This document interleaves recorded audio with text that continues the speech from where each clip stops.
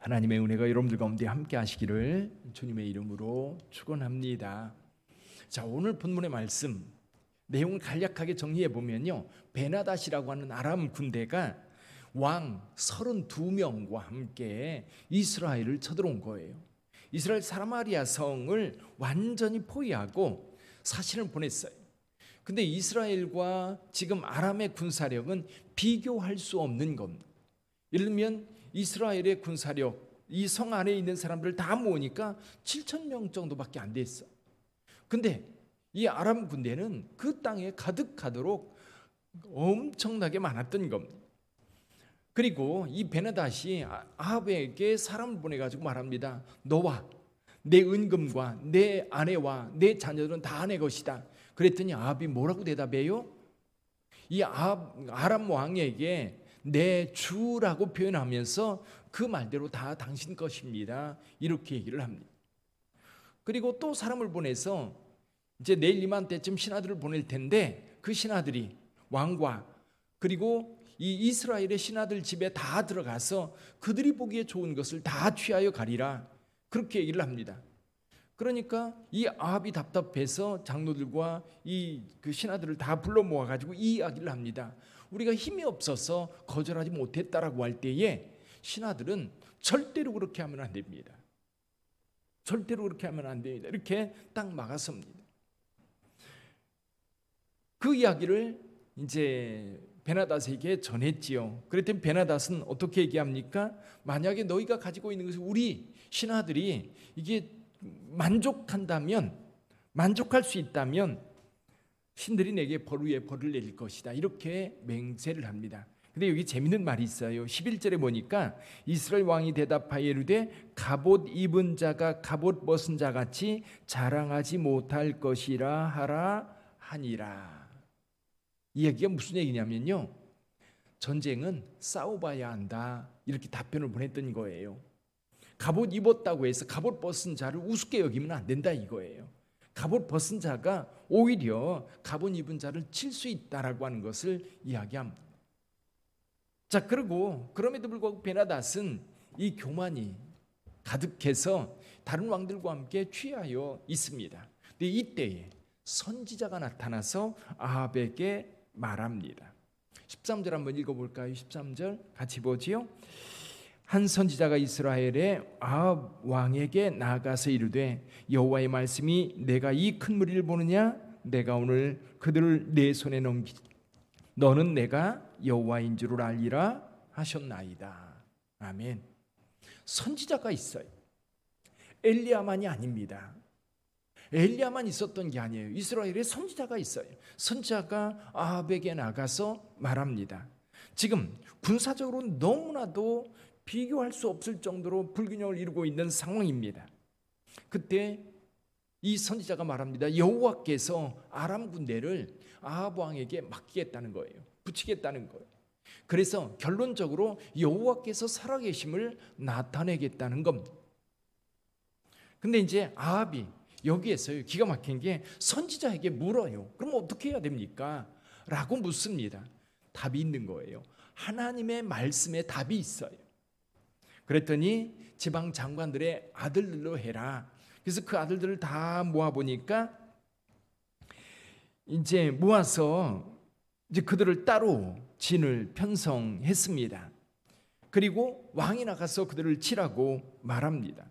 그리고 이스라엘 백성들을 전부 다 계수해 보니까 한 7,000명 정도 되는 거예요. 그래서 이제 이 소리를 들은 아람 이 베나닷이 이제 성을 치려고 진영을 펼쳐라. 이건 뭐냐면 공격 준비를 하라, 그런 얘기입니다. 그런데 사마리아 성에서 몇몇 사람이 나오는 거예요. 나온다는 이야기를 보고 하니까 베나닷 교만이 하늘을 찌르는 거예요. 화친하러 올지라도 잡고 싸우러 올지라도 잡으라. 그렇게 마음을 놓고 있는 상황에서 이 이스라엘 군대가 나와서 아람 군대를 쳐서 완전히 괴멸시켰던 겁니다. 아람 군대가 이 베나닷과 함께 다 도망치고 말았어요. 하나님께서 살아계심을 온전하게 드러냈던 겁니다. 자, 그런데 이 선지자가 다시 와서 이렇게 얘기합니다. 22절에 보면 아마 내년쯤에 아람 군대가 다시 쳐들어올 겁니다. 그러니까 이 아합 왕에게 말하기를 준비해라 이거예요. 철저하게 준비하면 되는 거예요. 준비라고 말해서 이 왕이 준비를 합니다. 그리고 아람 사람의 왕의 신하들이 이렇게 얘기를 해요. 이스라엘 신은 어떤 신이에요? 산의 신이다. 그래서 산에 싸우면 우리가 불리하다. 이렇게 평지에서 싸우면, 골짜기 싸우면 우리가 유리할 테니까 다시 군사를 일으켜 가서 싸우자. 이 베나닷이 다시 정비를 해가지고 이스라엘로 쳐들어갑니다. 이때 하나님의 선지자가 다시 나타나서 말합니다. 가서 싸우라는 거예요. 그리고 이 싸움에서도 여호와께서 이스라엘의 하나님인 것을 나타내실 거라는 겁니다. 그래서 두 군대가, 이스라엘 군대와 그리고 저 아람 군대가 진영을 양쪽에 펼치고 있는데, 이스라엘 군대는 어때요? 여기 보니까 이렇게 표현을 하고 있습니다. 이스라엘 군대는 두 무리의 적은 염소떼 같고, 염소떼 조금 양쪽에 모여 있는 것 같고, 한쪽은 완전히 땅을 뒤덮을 정도로 군사들이 가득했던 겁니다. 근데 여러분, 이 전쟁에서도 크게 승리합니다. 누가 싸웠어요? 하나님께서 싸우신 거예요. 그래서 저와 여러분들이 신앙생활 하면서요, 여러분 적이 크다고 해서 두려워할 게 아닙니다. 여러분 두려워할 게 아니라 하나님께서 함께 하시면 능히 이기는 거예요. 할렐루야. 다윗과 함께한 하나님, 다윗이 골리앗 앞에 설 때 아무도 다윗이 이길 거라고 상상하지 못했어요. 그러나 여호와의 이름으로 나가는 다윗이 승리할 수 있었어요. 여기 비교가 안 되는 군사력이지만 하나님께서 함께할 때, 그래서 선지자가 하는 얘기가 그겁니다. 이 전쟁을 통해서 여호와께서 하나님 되심을 분명하게 드러내실 거라는 거. 자, 이 작은 이스라엘 군대가요, 아람 군대 10만 명을 쳤어요. 그리고 아람 군대가 도망을 쳐가지고 2만 7천 명이 여기 아벡이라고 하는 성에 들어갔는데, 그 성이 무너져서 이 모든 사람들도 다 죽고 이 베나닷과 몇몇 사람만 골방에 숨었습니다. 그때 신하들이 말합니다. 이스라엘 왕은 자비로운 왕이다. 그러니까 이스라엘 왕에게 나가면 그가 혹시 우리를 살려주지 않겠는가. 그래서 굵은 띠로 허리를 동이고 머리를 동이고, 그리고 이 신하를 아합 왕에게 먼저 보냅니다. 그랬더니 아합 왕이 이렇게 대답하는 거예요. 그가 아직도 살아있느냐? 그는 내 형제니라. 이 말을 들은 신하가, 이 베나닷의 신하가 곧바로 받아칩니다. 뭐라고 얘기해요? 베나닷은 왕의 형제입니다. 그리고 베나닷을 맞아들여요. 그러면서 기가 막힌 이야기를 해요.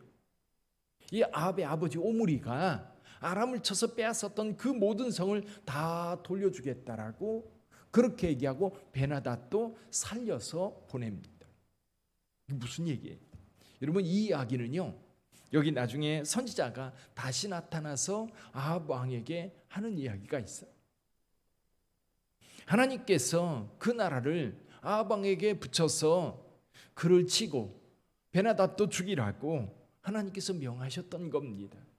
그래서 지금 아합 왕이 계속 선지자의 말을 들으면서 전쟁을 진행해 왔어요. 근데 결론에 가서 결국 하나님의 뜻은 없고 누구 뜻만 있는 거예요? 아합 왕의 뜻만 있는 거예요. 그래서 선지자가 아합에게 이렇게 선언합니다. 42절에 보니까 그가 왕께 아뢰되 여호와의 말씀이 내가 멸하기로 작정한 사람을 내 손으로 놓았은즉 내 목숨은 그의 목숨을 대신하고 내 백성은 그의 백성을 대신하리라 하셨나이다. 자, 이 말씀을 통해서 아합에게 가르치고자 하는 것이 있어요. 그게 뭐예요? 하나님은 살아계시다는 거예요.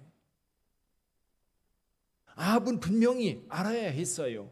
그 아합이 선지자의 말을 따라서 준비하고 싸울 때에 승리했어요. 그러면 하나님께서 우리와 함께 하셨구나. 근데 전쟁에 승리했지만 아합의 마음에는 하나님은 전혀 없는 거예요. 하나님의 말씀을 따라 승리했지만 실제로 아합의 마음에는 하나님이 없어요. 겉으로만 순종한 거지. 이 모습은요, 누구와 똑같으냐면 사울과 똑같은 거예요. 사울에게 아말렉을 치라 말씀하셨지요. 진멸하되 모든 생명 있는 것을 다 죽이라고 말씀하셨어요. 사울이 갔습니다. 가서 전쟁을 벌여서 크게 승리를 했어요. 그런데 여러분, 그 아말렉의 왕 아각을 살려두었습니다. 그리고 동물들, 소와 양들 가운데 살지고 좋은 것들을 남겨두었어요. 그게 무슨 얘기예요? 자기 눈에 아까운 거예요. 하나님의 명을 따라 갔는데 하나님의 명은 잊어버린 거예요. 여기 아합도 마찬가지입니다. 아합도 하나님께서 선지자를 통해서 하셨던 그 말씀을 까맣게 잊은 거예요. 분명하게 선지자를 통해서 하나님의 말씀이 주어졌고 그 말씀대로 행할 때에 크게 승리했습니다. 두 번의 전쟁에서 이건 싸울 수 없는 전쟁임에도 불구하고 하나님께서 함께 하실 때 승리할 수 있었던 거예요. 그러니까 아합의 마음에는 하나님께서 함께 하셨기 때문에 우리가 승리했다라고 하는 생각을 가져야 되는데 그 생각이 없는 거예요. 근데 여러분 의외로요, 우리 성도들의 삶에도 그래요. 분명히 하나님께서 도와주셨어요.